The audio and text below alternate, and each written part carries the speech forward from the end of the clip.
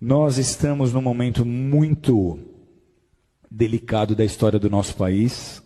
Talvez não haja em nossa história um momento tão preocupante como esse aqui. Nós temos visto, nos últimos anos, o país mergulhando numa crise moral. É uma crise financeira, é uma crise política, mas antes de qualquer coisa, ela é uma crise moral. Você que fez o módulo História da Igreja comigo, você já tem mais fundamento e mais discernimento, porque eu te trouxe informações das raízes da maioria dos partidos de esquerda. Eu não consigo entender líderes evangélicos que se dizem marxistas ou socialistas. Por quê? Eu já contei essa história aqui inúmeras vezes. Eu sou descendente de russos e polacos que fugiram da Revolução Comunista em 1917. O meu avô chegou aqui no Brasil 2 anos antes. Meu bisavô, já crente, correu de lá. Por quê? Porque essa revolução, ela implantou o comunismo em muitas nações, como Polônia, como Ucrânia, como Romênia, entre muitas outras, e simplesmente eliminou, extirpou, extinguiu as religiões onde quer que essas nações estejam sendo dominadas.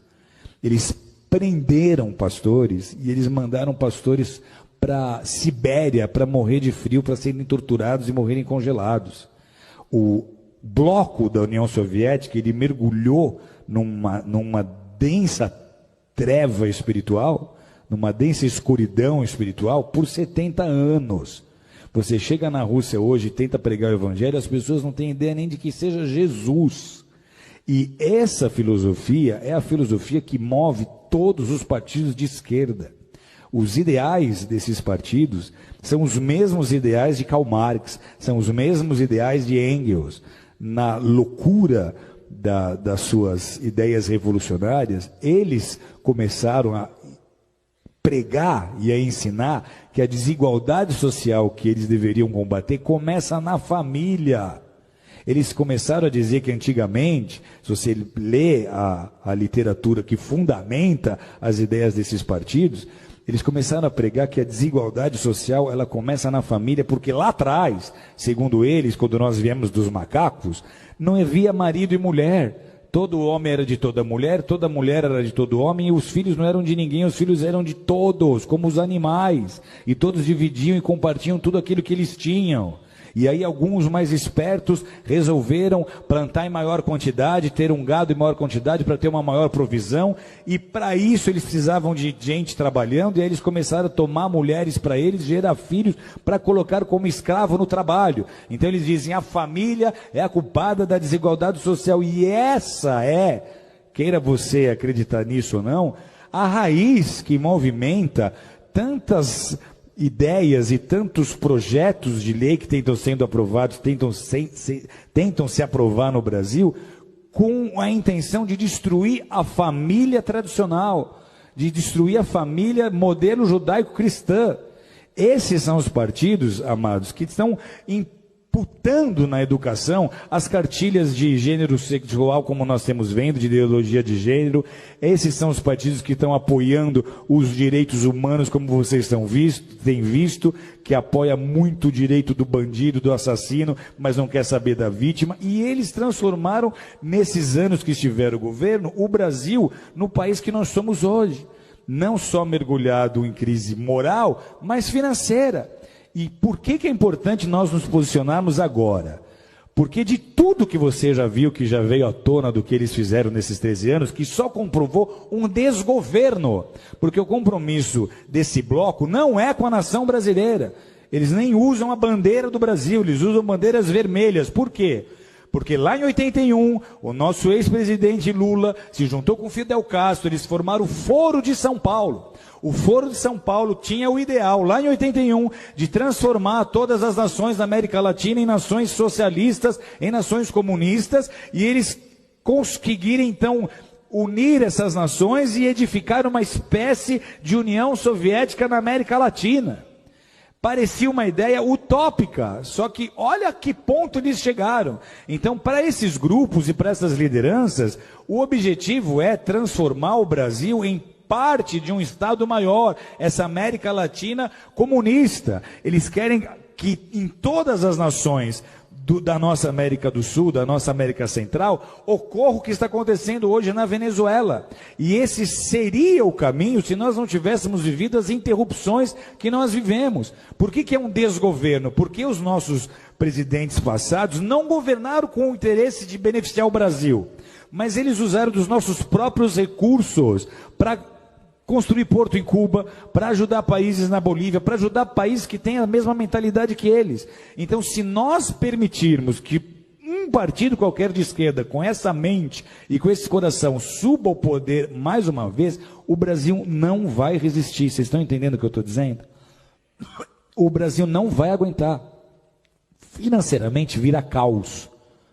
Vira caos, porque a economia para estar ativa, ela depende de investimento externo. Os investidores não vão botar dinheiro num país em que eles não têm confiança, ok? Então, se sobe um líder de um partido desses e ele tenta botar um bom ministro da Fazenda para tentar convencer os investidores de que tudo vai dar certo, isso não vai funcionar. Vocês estão entendendo ou não? Então, vira caos. A grande preocupação qual é? Se esse governo agora, essas eleições agora, sobe um partido como esse, a crise que nós estamos vivendo, ela é tão séria que a gente teme de verdade até uma revolução. Porque vai ser muito fácil as pessoas do centro, oeste, sul e sudeste não aceitarem esse governo.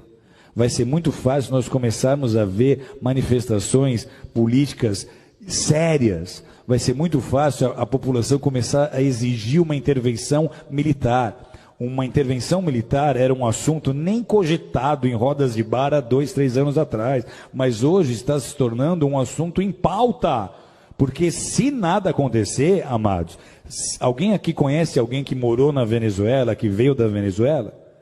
A Venezuela, até muito pouco tempo atrás, era um país próspero. Eles têm petróleo. Sabe o que falta hoje na Venezuela? Falta papel higiênico.